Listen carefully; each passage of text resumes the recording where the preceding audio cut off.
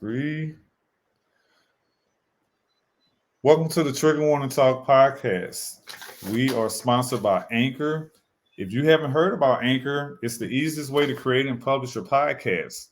It's free. That's right. It's free to download. It has built-in tools to allow you to record, edit, and you can record your podcast from any smart device, your cell phone, your tablet, your iPad. Anchor also distributes your podcast on virtually any platform that streams podcasts, like Spotify, Amazon Music, iHeartRadio, Apple and Google Podcasts, and much, much more. We're streaming on all major podcast platforms, even Audible. You can even monetize your podcast with no minimum listenership. Anchor is your one-stop app for podcasts, and remember, it's free. So go to anchor.fm to create some amazing content. I am your host, LP of the Trigger Warning Talk podcast. I'm your fire medic CEO, retired after being on the front line as a COVID paramedic in 2020. I'm here in Charlotte. I'm from St. Louis, Missouri. We have a great conversation that we're about to have with a great guest who has a long CV. And before I get started with her, I want to tell you, as we always give the disclaimers, because sometimes people don't really realize how critical this information is and how sensitive this information can be that we're going to share on our podcast. So, again, this is the Trigger Warning Talk podcast, streaming on all platforms. We are doing video and audio, so you can watch the podcast on Spotify. You can also watch it on our YouTube channel, which is Pension Pending Consulting Solutions LLC, or you can listen to it wherever you get your audio podcast platforms. So if you're triggered at any point during this podcast, call 911. That's going to start the process of getting you all the help that you need.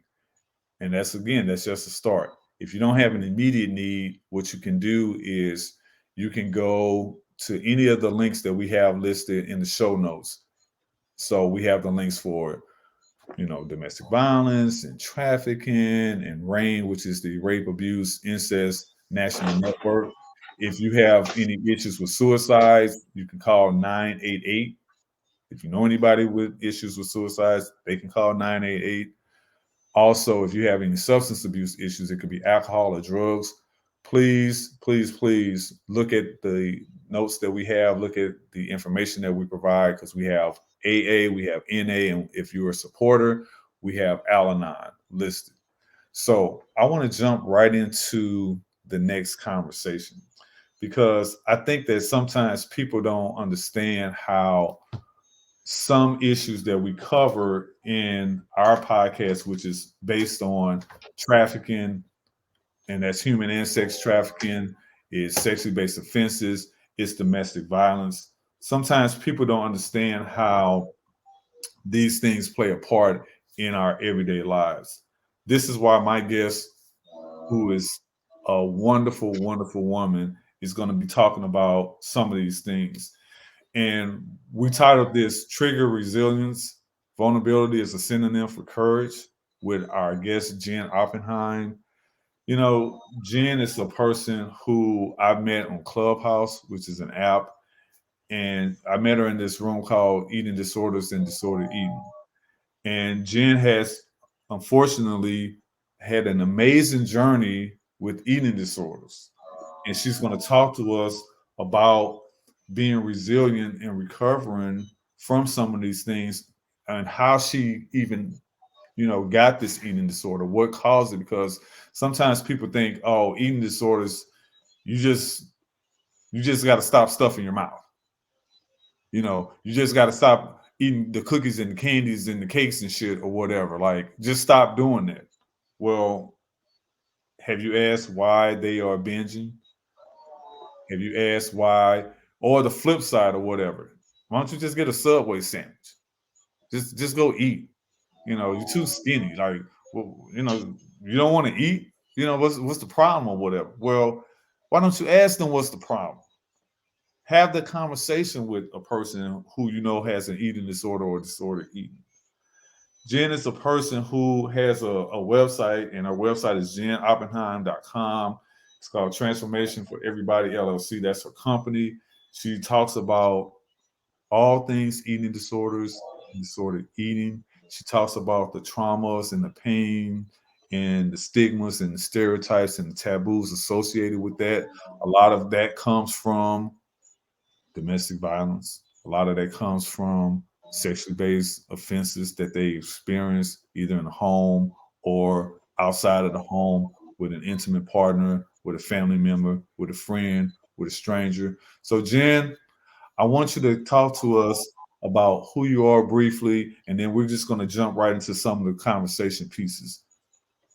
Well, thank you so much. It is my absolute pleasure and honor to be here. I've been grateful to share space and time and energy with you on Clubhouse a few times.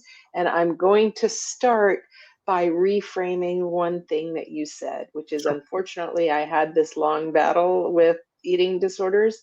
And Mhm. I'm going to change that into fortunately, I had this long battle with eating disorders. And the reason I do that is because I have come to a place, my healing journey, which began exactly on the day of February 13th, 2013. Yes. Um, it brought me to where I am right now. You know, everything that I experienced from the really systematic and you know, in retrospect and thinking of it as an adult human, you know, when you're experiencing it as a child as part of your normal, it seems normal. And then, you know, as an adult, you look back and you know that it wasn't normal and also that it wasn't your fault. But I have come to a place where I have become grateful for every single thing that I have experienced because I believe that it has not only helped me heal from everything that occurred, but also find a purpose in it, from it. And it really allowed me, I've been in some kind of service position. I always, even though I was so injured, I always was trying to help people in some way. You know, I was always volunteering for something or, you know, in service in some way, trying to help people. And what it allowed me to do is it allowed me to go in and help myself, to really truly help myself to commit to my own perfection, my own wholeness, my own spiritual, mental, emotional, and physical health first. And that allowed me to find purpose in all of the pain. It allowed me to find absolute treasure in every single trauma. It brought me to where I am. It brought me to this place where I can reach my hand back and go, we got this, you know, we can get up this mountain. I have this light. I've been here. I've done this. We've got this. We don't have to live attached to that. This isn't that. We have right now. We have the next thing we do. So anyway, that was a really long-winded reply to your initial thing, and also not in any way answering your question. But it probably gives people a taste of my passion for what I do and who I am. I'm going to give people the Cliff Notes version of some of the things that you do, Jen, because I'm telling you, like, Okay, I didn't want to spend a whole lot of time on that because I know we got a shorter time today, and that's okay. And I'm going to have your links where people can reach out to you. That's why I shared on the screen your great. website as well as your IG page. We'll have those links on there so people can get in touch with you and get more information on what you do. Here's some of the things that you have. You're a transformation body image and empowerment coach. You're a certified integrative wellness and life coach, certified personal trainer, certified group fitness instructor, certified mediator for conflict resolution and restorative justice, behavior change specialist, weight loss specialist, mental toughness trainer, weight loss and nutrition and sports nutrition, EFT practitioner. The tap in folks. Remember, I did a tapping section when I did the show of reflection of the way life used to be with Daniel Varghese back in May. So I did a tapping session. She showed me how to do all that. And I do it. I use it a lot of times. And I'm a metaphysical modality advocate. So I have people on that are Reiki practitioners and NLP and EFT, cognitive behavior and EMDR. I had a lady that specializes with people who are victimized domestic violence, trafficking, and sexual based offenses. She uses tarot cards and crystals. you know uh, so I bring on everybody. It's like, if you're in the field of helping people with mental health issues and you're not a snake oil salesman, come on, let's have a conversation. I'm not even done yet. You're an emotional FREEset technique creator. We're going to talk about that. You're author of the Everything Dog Obedience book with Jennifer Birdwell. My You are. maiden name. That's you. That's right. That's my maiden name. Yeah. Uh, and you're the founder of the Transformation for Everybody. So here's what we're going to do. We're going to talk about support for first responders in sexually based offenses, trauma, as well as eating disorders first, because you lived during a time of some great trauma, like a lot of us have, in Connecticut, specifically Sandy Hook. And we all know about the Sandy Hook. Just, I just want to salute you first and foremost for the work that you have done in that community after Sandy Hook. And we talked about that a little bit before. I want you to talk about sexual based offense trauma with first responders. Let's start with that. Well, I think for a lot of people in general, first responders are first and foremost, having a human experience. Mhm. And sexual trauma, depending on what your own past is and your own history, I mean, everybody's coming into every situation with their own truth and their own belief system. And it's uncomfortable for a lot of people, even first responders. It's traumatic, and so they really want to almost avoid it.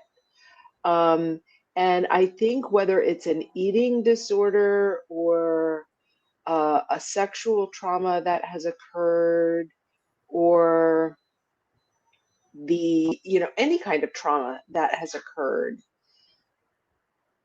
we always want to ask the victim, the person who is suffering in this moment, what they need. Don't assume you know what they need. And the easiest and best question always to ask, and this is something I learned as a coach, because we're listening, we have to train ourselves to listen, to understand, and to ask questions to understand more or understand deeper, rather than trying to fix, trying to, thinking of how we're going to reply and all of that.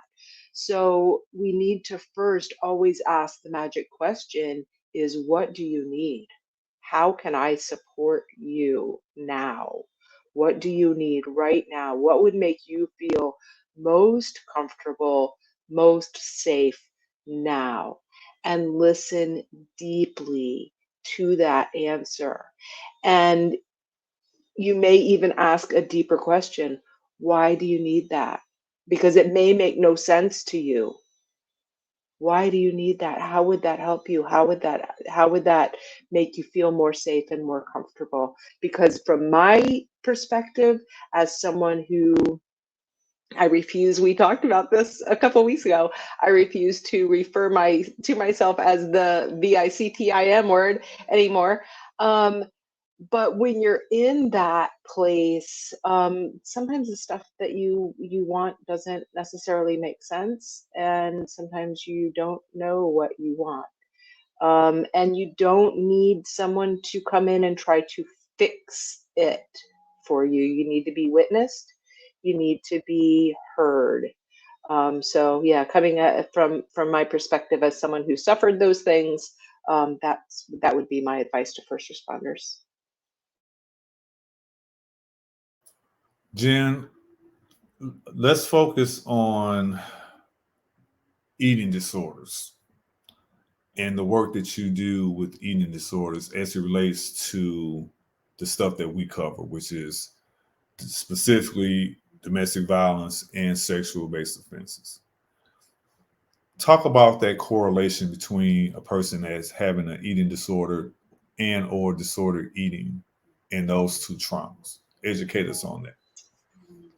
Well, for myself and the people that I help, the people that I work with, um, they are very closely linked. I it's a way to control something in the midst of chaos, and you may not even be really fully conscious of just how big the chaos is and how deep into survival mode you are. um, and our primal brain, if we don't have constructive coping skills, our primal brain and our bodies respond physiologically to distress with very predictable outcomes. Some people shut down, some people use avoidance, whether it's through restriction or binging on food or alcohol or drugs or sex or name your poison. Shopping, doing, having OCD, busy, having to have everything spotlessly clean, it's all the same stuff. It's all an attempt to control the chaos that exists not just in your external world, but also your inability to regulate your emotional responses to it.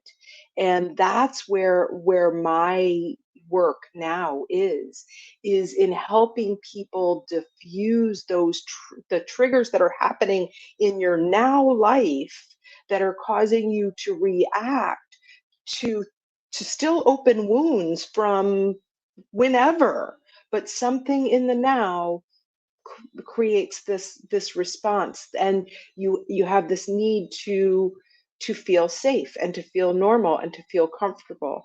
And for many people, controlling food, and it's not a conscious thing, it's not like, well, I'm just not going to eat so I'll feel it's not conscious like that. It gets hooked up, it gets anchored, that the only way I can control my world, the only way I can feel safe, the only is to either eat this or don't eat this, or I'm going to numb this feeling.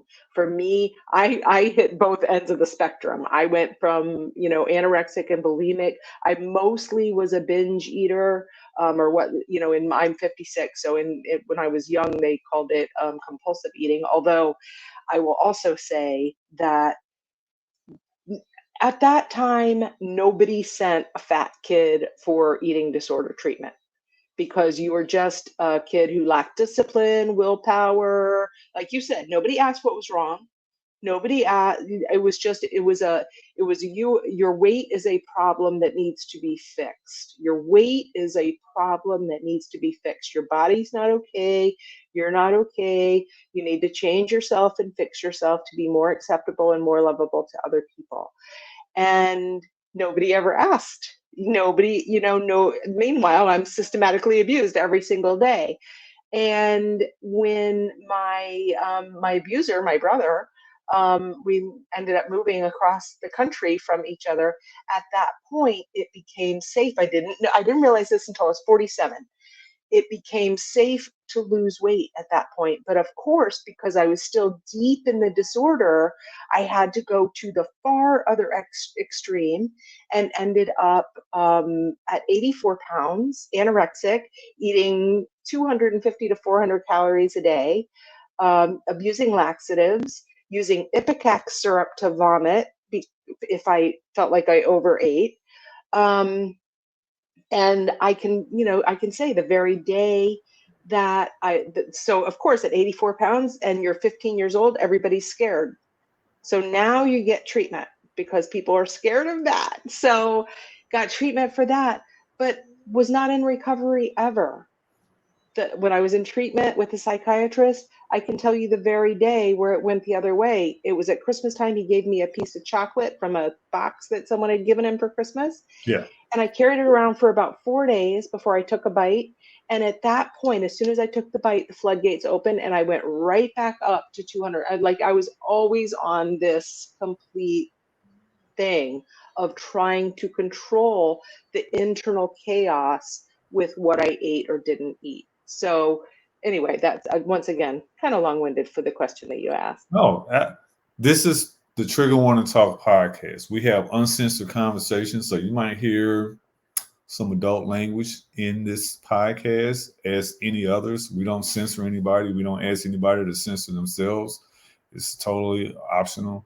We also exchange information. This is not a trauma dumping podcast. It's dialogue plus action plans, because we always talk about that.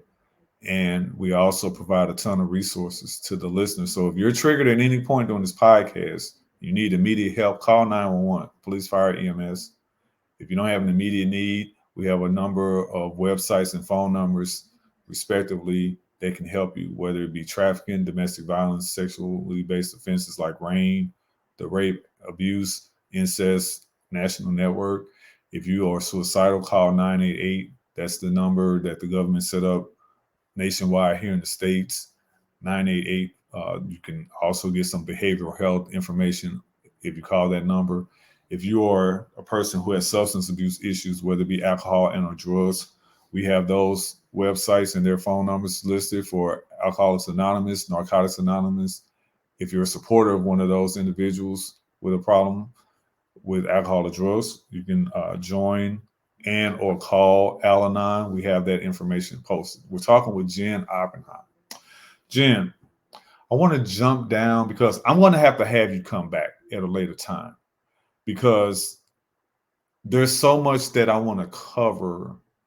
And this is going to be a podcast where we're going to be very specific on a couple of things, but I want to have you come back because you know, as well as I know, that our beloved friend and sister, Erin Ryland, she was on our podcast some months ago, and we talked about her incredible empowerment journey with eating disorders and disordered eating, and how that came about with, you know, being a survivor of domestic violence and different things. So you came up with this emotional FREEset. Tell us about what that is and what that means.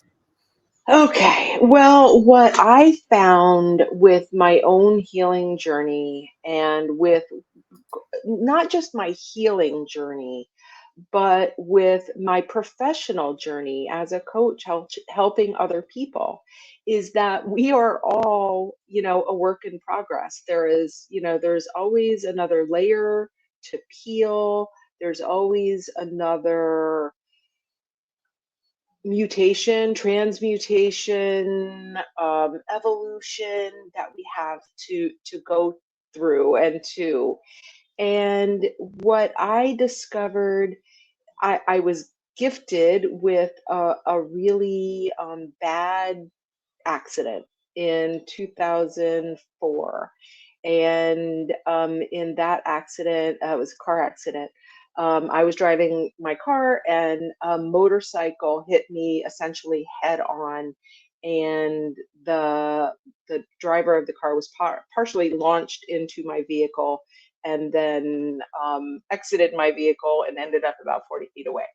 And so, because of this accident, which I now consider a gift, I went into treatment for PTSD. And it gave me some tools like EFT. And it helped me a lot. It helped me through that time. And it's not that I necessarily applied them to transform my life and how it was at that time, But when the next big thing happened, I had something in my toolbox. And then when the next thing happened, I found a new tool and I had that in my toolbox, whether it was breath work or meditation or somatic release or, how trauma is stored in the body. And, there's all these different techniques that I came upon as helpful and added to my toolbox. And I picked out the parts of them that I found to be the most effective in the shortest amount of time to help people acknowledge, witness, process, and release their trauma so that they could keep the memory. You're not going to lose, you're not going to forget a damn thing that's happened to you. And you may remember other worse shit along the way. Healing is a bumpy journey and it's okay.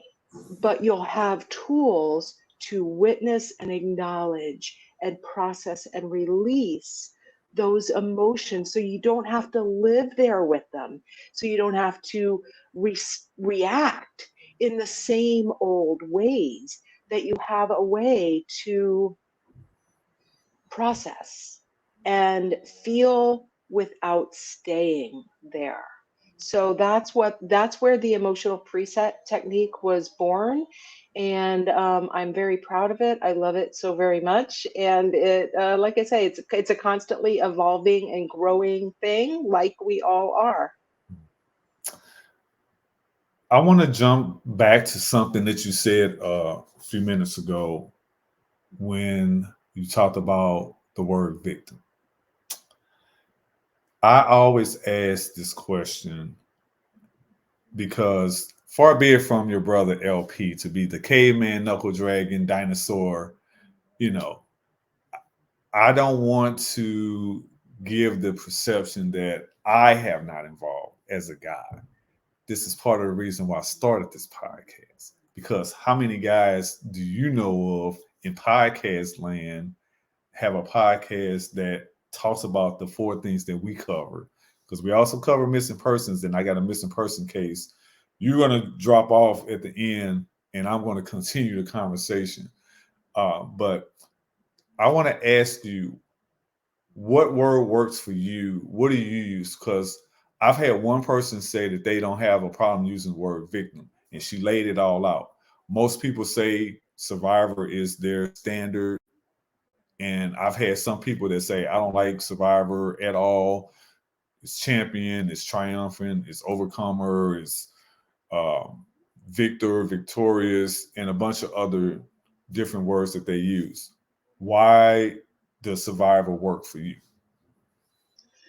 Well, I will say, first of all, victim doesn't work for me because I believe that your word is your wand. I believe you are casting spells over your energy and over your life with every single thing you speak out into the world. I truly, truly believe that. I am not everybody's people. Everybody's not my people. It's all good. Live long and prosper, everyone. But I truly, truly believe that you are speaking magic out into your stuff. So I am very conscious and mindful about the language I use with myself about myself.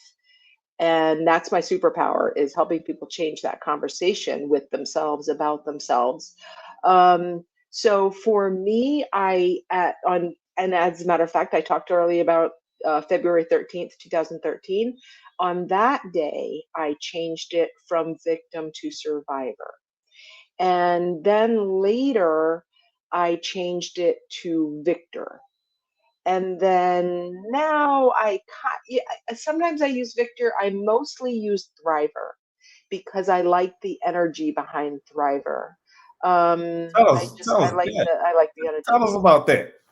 Because I like Thriver. Yeah, yeah, yeah. Thriver means experiencing life through the attitude of gratitude.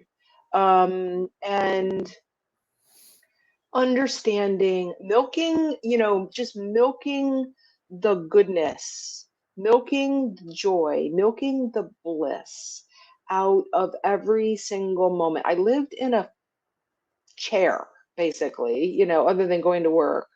I lived in a chair playing fucking Farmville, watching TV for years, wishing, you know, intending without any commitment, watching the world go by, literally, um, waiting for somebody to come and save me. And no one was coming. Nobody was coming. You have to be your own hero. And that I like that. I like that. We can do hard things. You've already done hard things. Every single person who listens to this, watches this, whatever, has already done hard fucking things. You've already survived hard things. Look at yourself. Look how powerful you are. Look how strong you are. Look how amazing you are. Look how, and that's my mission, is to bring everybody back to that perfect. You were created perfect. You were created perfectly whole, complete, a divine reflection, a divine peace. And you've never stopped being that. The only thing keeping you from that is that bullshit story you're telling yourself about how failing at this devalued you, how suffering that trauma that somebody else inflicted upon you made you worthless or worth less, or name it, whatever it is. So for me, thriving is the antithesis to all of that. Jen, I got three more questions for you. Now, I'm not going to ask you the one question with the 27 parts because Mrs. LP will come in here and like, look, don't do that. Don't. So I streamline, and I want you to tell, whenever you meet her, I always tell my guests, please, whenever you meet her verbally or in person, let her know that her beloved Mr. LP, because everybody calls her Mrs. LP, acknowledges that he has a little ADD, that he can go in the left field, but he really works to streamline that and not get off track. So instead of giving you the 27 parts, I broke it down into three questions. And that's all they're going to be. And then we're going to let you go because you got to go. So, question number one, triggers. Question number two, explain trigger resilience. Vulnerability is a synonym for courage. And three, I want you to tell us about your work as an integrative wellness and life coach. The mic is yours. And you can answer them in any order. Okay, you may have to remind me as we go. I've kind of told you about the coaching so far, so I'll give that the shortest little bit, because I've been talking about what I do, and I think people have probably gotten a feel for that. So the first question is about triggers, and when you and I had our first conversation, I told you that I have a very unpopular position, and particularly in my work, in my field, um, about triggers. And my opinion, and it comes through complete understanding and compassion. There is no lack of love from me, and it comes from, this is like the hard truth that you need to hear. The world doesn't give a fuck about your triggers. The world does not give a fuck about your triggers. And they don't stop coming. Whether it's a nasty remark that someone makes, which is really a reflection of them, not you, even if it's towards you, to candy in the Home Depot aisle. The triggers do not stop. So I'm not a fan of trigger warnings, because why? Because why are we constantly, and constantly protecting trying to, hoping that the world is going to protect us from what we should be taking responsibility for, which is our own healing. We, the past, I just made an Instagram post about this yesterday. The past has ceased to exist. It has ceased to exist except in the story that you are telling about it. You get to choose the relationship you keep to everything in your past. It doesn't mean it doesn't happen. It didn't happen.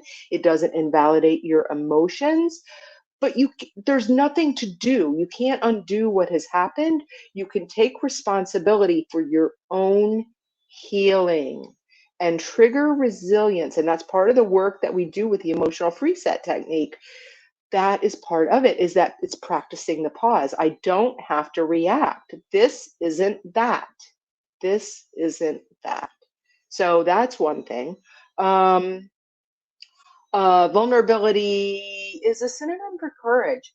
Your story, sharing your story, allowing your, we carry so much fucking shame and it's useless. It's just an albatross. It's a 800-pound, I carried 200 pounds of shame and pain around for 47 years. And none of it was mine. None of it was mine. And there was no reason for it. What was why was I hiding? Because I was afraid that people wouldn't love me if they knew the truth about me.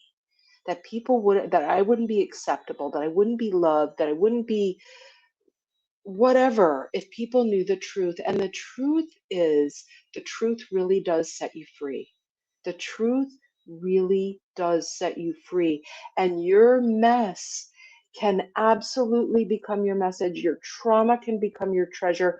And sharing your story, standing in your truth will empower you to take care of yourself, to love yourself, to honor yourself, to respect yourself.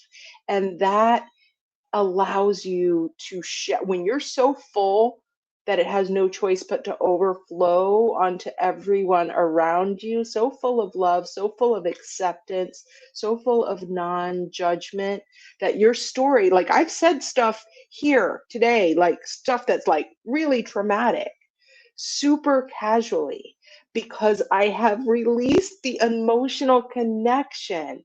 The trauma is gone, the wisdom remains. So that's what I mean. Vulnerability, standing in your truth, not fuck the shame.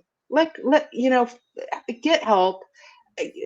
Have somebody hold your hand to help you really stand in your whole truth, your whole power. You will be okay. You will be set free from all of this stuff holding you back.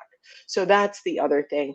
As far as the synonym for courage, it's like, and then you trust yourself so much. You have so much more confidence. And it's like when nobody has anything over you, when you're not afraid of people finding out stuff, it sets you free.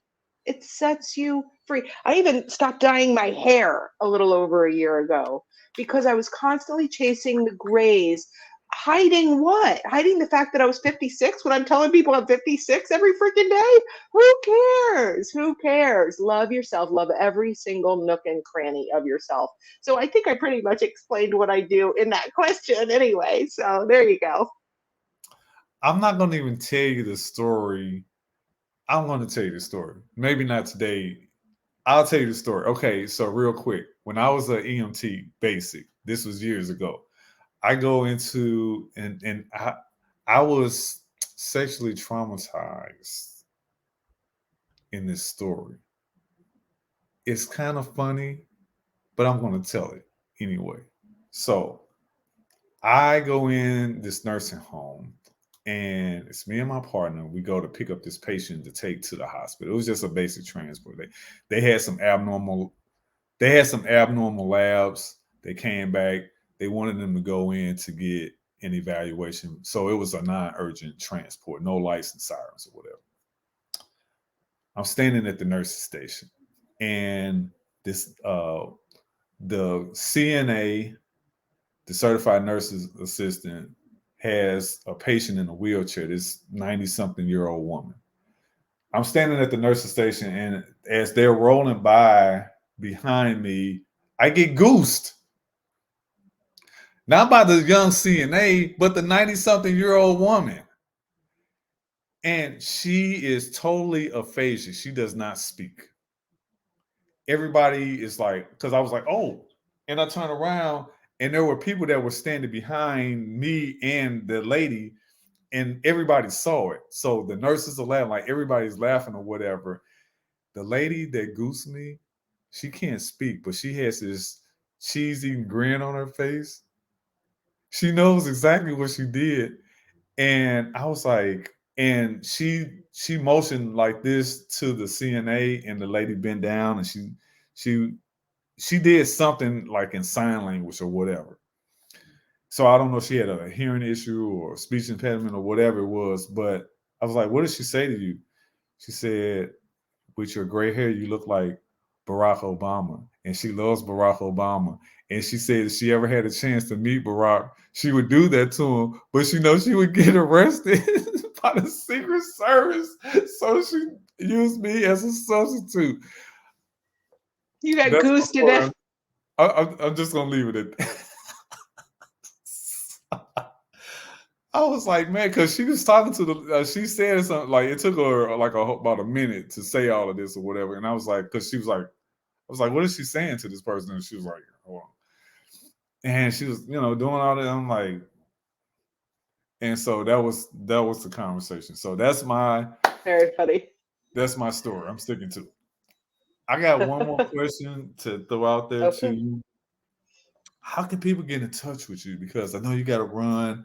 I'm going to put up I'm going to share my screen real quick as I had initially when we started. So you got your website and I got your IG page. Tell us about those two things, and we'll have the links for that in Well, the show notes. great. So, probably the easiest, the places that I hang out the most, as I mentioned to you before, I have a bit of a hate relationship with Facebook. So Sure. I know Facebook groups are all the thing. I am not a huge fan. But I do have my website and I do Zoom groups. The cool thing is pretty much most places to get in touch with me is Jen Oppenheim, whether it's my website, jenoppenheim.com, on Instagram, Jen Oppenheim, at Jen Oppenheim, or on Clubhouse at Jen Oppenheim. I do a ton of rooms on Clubhouse. I am happy to provide free resources, all kinds of different things. I do a meditation at 6:40 a.m. Eastern Standard Time every single morning on Clubhouse. Many of those are about body gratitude and acceptance. Um, they're probably, I do about 4 a week on body gratitude and acceptance, and that's actually where it started. It started June 12th of last year, Mhm. 2 days after my brother, my primary offender, died very suddenly. And I started it as a gift to myself. And it's a beautiful little soul family that has grown up in there. Sometimes it's only 2 people, sometimes it's 30. I never know, but I show up every day. Okay. So yeah, those are the best places to get in touch with me. And we're going to provide those links, as I stated earlier. We're going to provide those links so people can get in touch with you in the show notes. Last question, and I Great. know, and you can take as much time as you want on this. If you could write a letter to younger Jen at whatever age, or an email to a younger Jen at whatever age, what would you say? Um, the first thing that I would say is the thing that I taught myself to say starting on the magic date of February 13th, 2013, which is every time I caught myself having a thought, uh, for me, thoughts, it's almost like a voice when I have the thought, that we have the mean girl voice for those of us who are female. Um, every time I had a mean girl thought, about myself or anyone else, really, because again, that when you're judging other people, you're really judging yourself. It's always stuff you don't like about yourself. Just keep track and get back to me and let me know if that isn't true. Because I found it to be very true with myself, that the more judgmental I was with other people, especially about appearance kind of stuff, the more judgmental I was with myself. So anyway, tangent. Thank you. What was I saying? I have no idea what I was talking about. A What letter was to I your talking younger about? self. See what Yeah, happens. that's all right. I'm sorry. Just what would you say to your younger self if you could write a letter Oh, to your? younger self. Sorry. See, it's not just you. It happens It's to me me all the too time, with Jen. the I'm tangent. telling you. I So already I look. know. So it's not just you. I got my book Um, already ready. I already got my book ready. I'm telling you. Sweet, sweet. So anyway, the younger self thing again is the first thing I would say I said to myself starting on that date. Every time the mean girl thought came in, I would make myself go and look myself in the eyes in the mirror and say, I am a perfect child of God. And I would say it over and over and over again. And sometimes I would be bawling when I said it, but I would say that. So that would be the first thing, is to tell that child that you were created in perfection.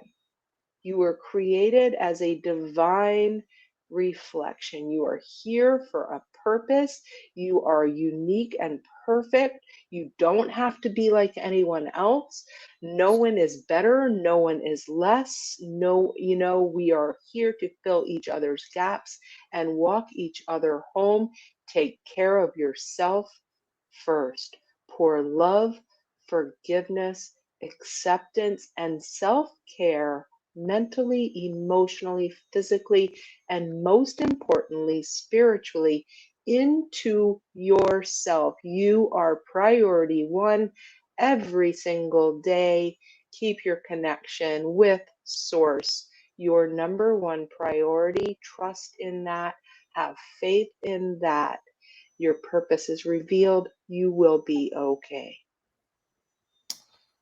Jen, that's a mic drop moment. I don't have anything else to add. Jen Oppenheim, folks, definitely check her out on her social media links that we're going to provide. This transformation group that you have, I'm telling you, it's just amazing. I love the website, jenoppenheim.com. Visit her, reach out to her. She has a bevy of information. She has a list of certs as long as my arm, and she can help you in so many ways. I want to thank you, Jen, for your time. Definitely going to have you come back because I really want us to dive more into the eating disorders as well as some of the sexual based offenses, but specifically the domestic violence that first responders experience. Even talking about those first responders that dealt with domestic violence after their unfortunate work with Sandy Hook, Yeah, I because would be happy to. we definitely need to talk about that. And I know that's all in the news with Court TV and the case of Alex Jones and the hoax that he got sued for. For me, I just will say this before I let you go. And I know we talked about the school and, they tore the school down. I know they have a memorial set up at the site. And I know for me, LP loves the kids. LP loves all the kids. At one point I said not all the kids. I said all the non-grown kids. But then I had to change it back because Mrs. LP was like, "No, I like it better. I like when you say LP loves all the kids." And I think about those situations. As I said, my idea of domestic violence encompasses active violent incidents like what happened at Sandy Hook. And we'll talk about that more in detail. And I've talked about that on this platform, how I throw those incidents under the umbrella of domestic violence, because wherever you have a domestic situation and an act of violence happens there, that's domestic violence. Home, school, workplace, church, it could be wherever you go, shopping mall, what have you. But we'll talk about And that next time. we will, and I am going to run, but and so much of that just have to say, and so much of that on both sides, the offender side and the people who suffer from it, is unhealed child wounds. You know, Yes. there are childhood wounds, inner child wounds that need to be healed. So anyway, I'll just leave it with that. Thank you so much. It's been That's absolutely right. Jen, I'll see you in these clubhouse streets. Peace and blessings to you, my friend. back We're to you. gonna Thank you so much. I appreciate you. absolutely. So, of course, we're going to continue the conversation as we always wrap up the podcast with a missing person case. Mrs. LP, our in-house true crime detective, she only likes the unsolved cases. Once they're solved, she loses complete interest and she moves on. Well, this week we have the case that I found on this site called charlieproject.org. It's one of my favorites. This is a young man. His name is Edward Larnell Martin. And again, this is from the charlieproject.org. I will post a link to him and the Charlie Project site, and I'm just going to read this information. So, this picture was taken of Mr. Martin circa 1999.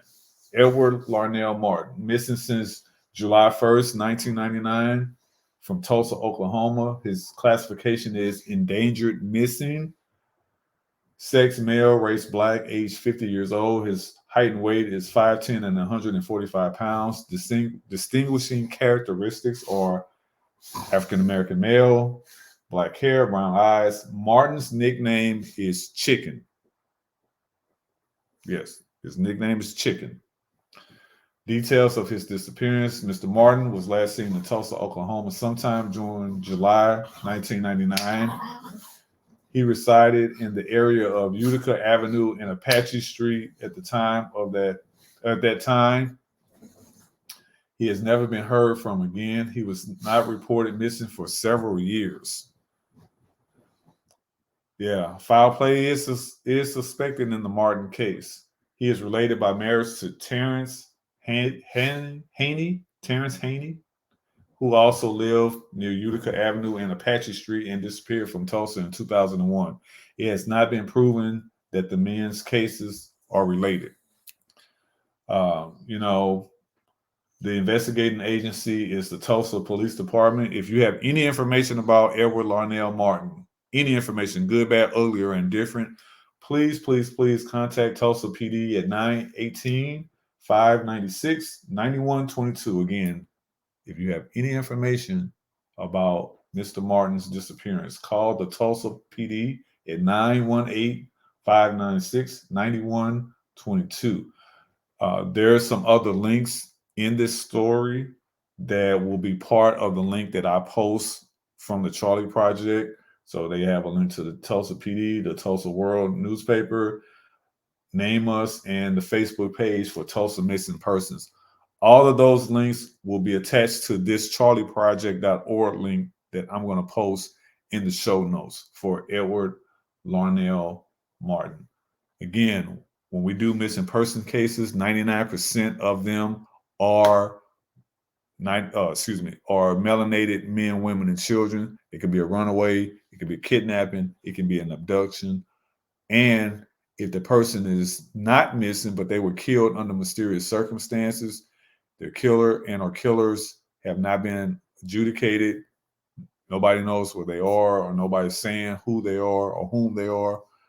We will cover that because we want to bring the same energy and media coverage to those cases. We did that with Mr. Donnie Jones. We talked about him being found hanging in the backyard. He was a Ferguson activist after the Mike Brown situation in my hometown of St. Louis, Missouri, specifically in Ferguson, which is a suburb in St. Louis County. We talked about that case. And we just want to bring the same attention because, again, he wasn't reported missing for several years, and he's still missing. This is 1999. So I want to thank everyone for joining us. I want to thank my special guest, Jen Oppenheim. Again, you know, when we have these conversations, it's so important that as she said, I don't like making the announcement, hey, what I'm getting ready to say is triggering, because I feel like I'm having a conversation with you, whether I say trigger warning or triggering or not. This is not for shock value. However, we understand that, keeping in mind people have different levels of sensitivity, and there are certain things that may be mentally harmful for somebody. It may give them a flashback. It may put them in a mindset of, I wasn't ready. You know, I would like to have the option to bow out of the conversation if I know it's going to go down that rabbit hole or go in that direction. So that's why we call this podcast Trigger Warning Talk Podcast. We want to make sure that people understand that we like to have a full conversation. We don't like the iceberg conversation where you only talk about the 10% like an iceberg. It's what you see above water. The 90% that you don't, which is under the water, I always say that's where the pain, the judgment, the guilt, the shame, the stigmas, the taboos, the stereotypes, and anything else you want to throw under there. That's where all that stuff is. It's all dark and it's all murky and it's all deep. So we can flip the iceberg upside down and have that discussion, or we can put on the scuba gear, deep dive into it like we always do in every podcast, and we have no problem. We don't bite our tongue. We're very conscientious of who's listening or who may want to listen. So that's why we provide all of those resources in every show, in the notes, for people who may be traumatized, who may be triggered, who may need help. Because our motto in part is seek help. Just that simple, folks. If you need help, seek help. Don't allow yourself to continue to be hurt. Allow yourself to continue to be on a journey of healing, because it's going to be a lifelong journey. And you may help somebody else. You may help somebody else that maybe experience something similar to what you have experienced, and they may want to self-medicate. They may want to do something harmful to themselves. They may also want to do something harmful to other people and not themselves.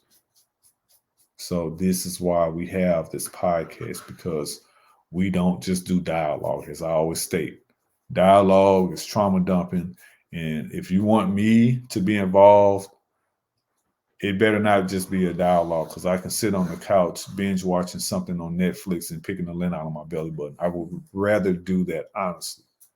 I would rather do that than be in a conversation where we're just talking. And what do we do now? Are we just done? Do we just go to the bar or get some cigars and brandy? You know, what do we do with this conversation? How are we going to help people? So that's just me. That's just my thoughts. You've heard it before. I'll say it until my last breath. Thank you, thank you, thank you, thank you, thank you for tuning in to the Trigger Warning Talk podcast. We have an episode that appears every Thursday morning with a new guest talking about one of the conversational pieces that we have: human and sex trafficking, missing persons, domestic violence, and finally, sexually based offenses. For all and for everyone, live in awareness, never live in fear, keep your head on a swivel, seek help, and until next time, LP out.